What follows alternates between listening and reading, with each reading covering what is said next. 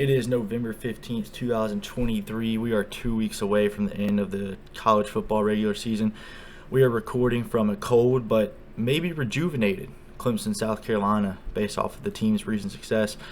This week's sponsor for the video, Laser Guy and LG Tactical Laser Engraving Services. Thank you for the sponsorship. Let's just get right into content for the episode here. We're going to talk about some of the best games of the season that we got to watch this year.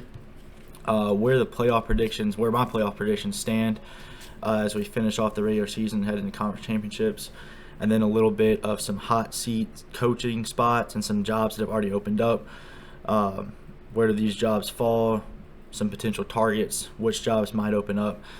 Let's just go right into best games of the season. Number one, I think you got to start out with the Red River Shootout, Oklahoma, Texas. It's at the Texas State Fair.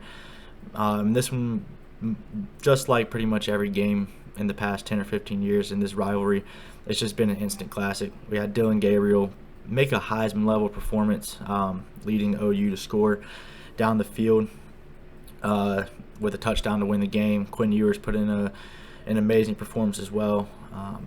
And for one Saturday, Oklahoma found something that they hadn't had and was able to pull off a victory and put themselves in the playoff conversation. You know, that's fallen out a little bit now with some recent losses, but that was an incredible game of football. Number two, and this one was almost number one, was Oregon versus Washington in Seattle, Washington.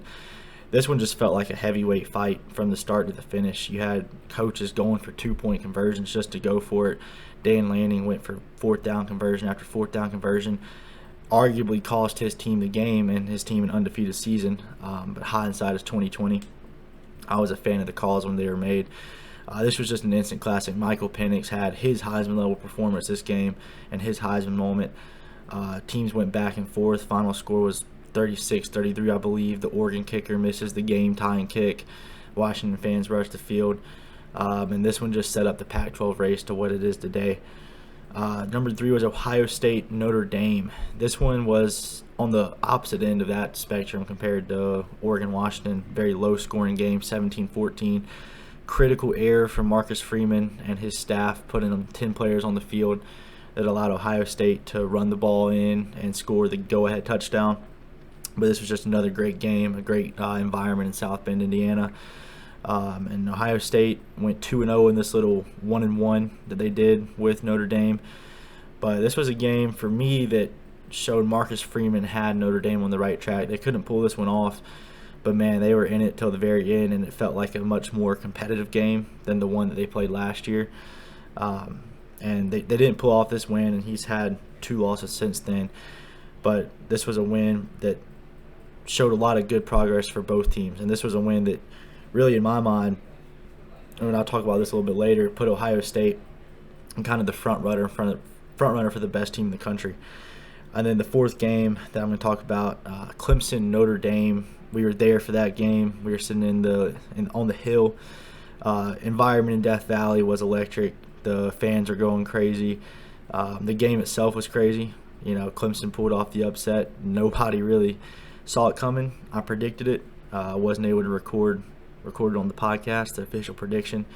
But this was a great game, great environment. Got Clemson's season back on track. Hopefully gets some momentum going for them for the rest of the season.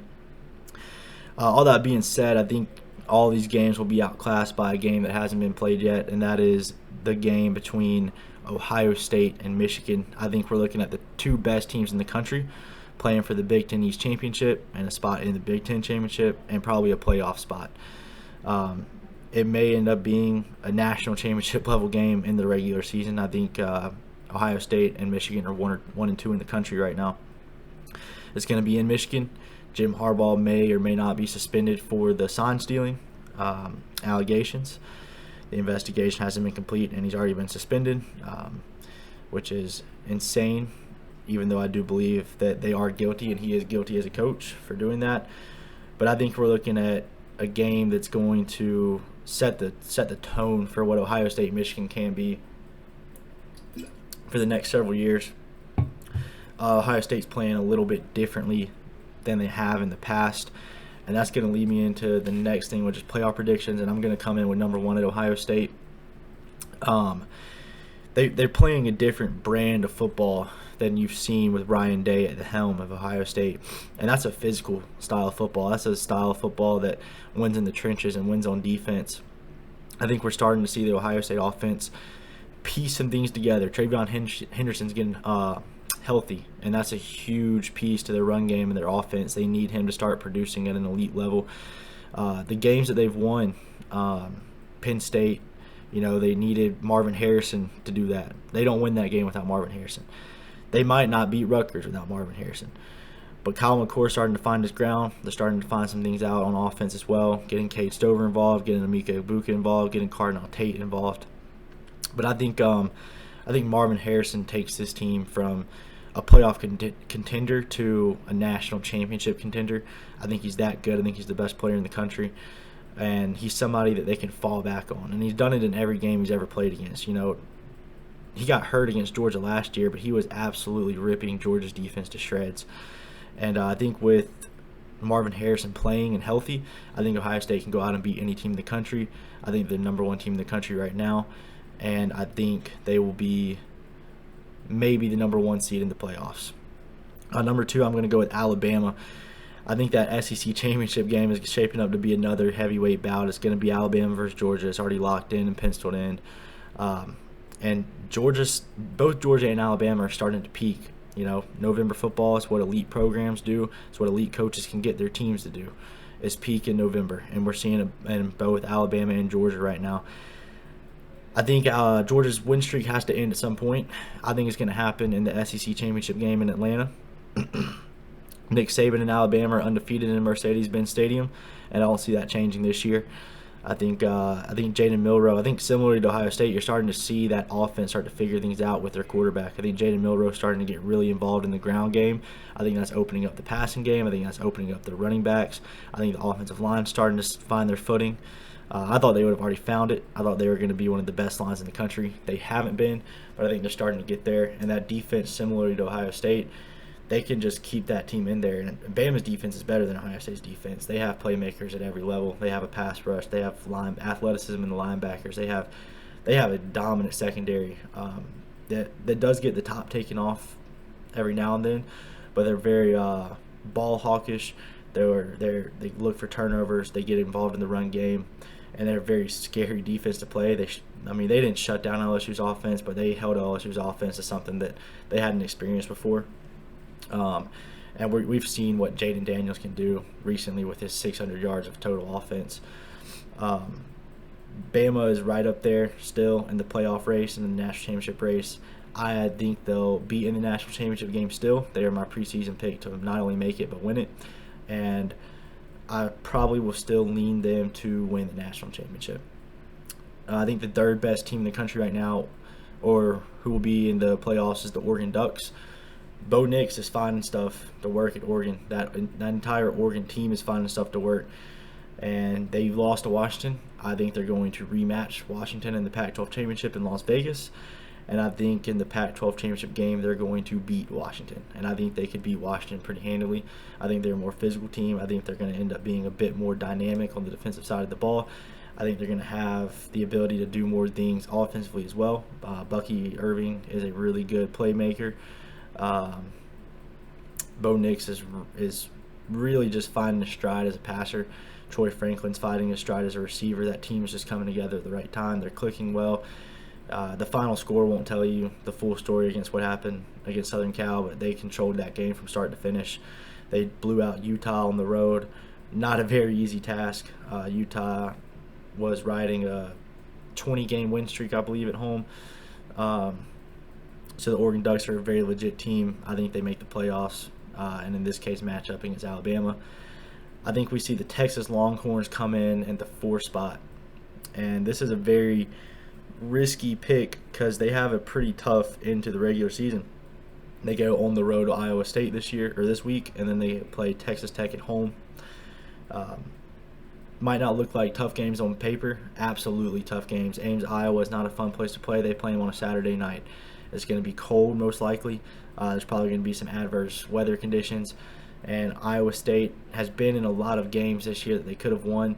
Rocco Beck just has to have one night at QB where things just go right for him. And I think, while I'm not going to give game predictions yet, I think they could have things go right for him against Texas. Obviously, I have Texas beating Iowa State if they're going to be in this playoff race. No idea who they're going to face in the Big 12 championship. We could end up having a 7-team tie for that number 2 spot in the Big 12. But it's going to be a really exciting finish to the season for the Big 12. I think Texas has playmakers on offense. I think they have physicality on defense. I think they have a legit playmaker at QB to get them through this last stretch of games in the Big 12 championship. And I think the cards fall the right way for them, mainly with Florida State and the ACC, to be able to sneak into the playoffs. We've already seen some coaches get fired. Texas A&M, there's an open spot at Michigan State. Mississippi State's head coach has also been fired, and it is rumored to be almost a fact that Chip Kelly at UCLA will be fired after the game against Southern Cal. Texas A&M is by far the job out of this list so far. It is a job that affects every other job across the country and every other team across the country. There are maybe 5 or 6 other jobs that are better than Texas A&M. Just because they don't have a trophy case doesn't mean they're not an elite job. They have an unlimited access to money. They have Texas recruiting grounds. They can recruit anywhere across the country too. They have no problem doing that. They have the ability to put the nicest facilities up. They're in the SEC. They have the ability to put the best coaching staff out there, or field the best coaching staff out there. And with the right coach, they will have a trophy case. They just haven't found the right coach yet. And I hope that can change, because Texas A&M should absolutely be an elite force in college football. And with Texas joining the SEC next year, having a Texas A&M SEC rivalry game means something in college football. That would just make, whatever Saturday that game is on, it would make it that much better. I think UCLA would be the tier 2 job behind that, and then Michigan State, and then Mississippi State. Going to look at some potential targets for A&M here. I think they pull a wild card out. I think right now the favorites are probably Chris Klieman at Kansas State and then Jeff Traylor at UTSA. However, it would not surprise me if they go out and get a name nobody is talking about and nobody is expecting. It could be a huge name across the market, maybe somebody like Kalen DeBar at Washington. Texas A&M is going to attract coaches. They're going to attract the best of the best. If you're not coaching at Alabama or Georgia or Ohio State, that Texas A&M job is something that is going to be in the back of your mind, because they just have unlimited access to anything. So I think they could go out and get a premier coach. Jimbo was supposed to be a premier coach. I don't think Jimbo was ever that great of a hire. Obviously, it's never clicked for him here at A&M.